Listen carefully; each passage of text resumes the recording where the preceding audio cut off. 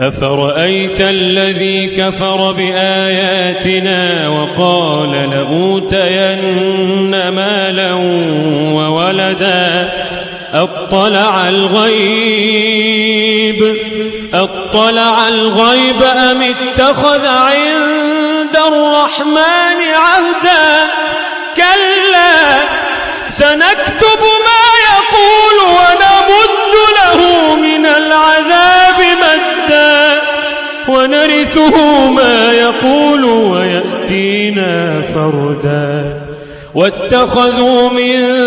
دون الله آلهة ليكونوا لهم عزا كلا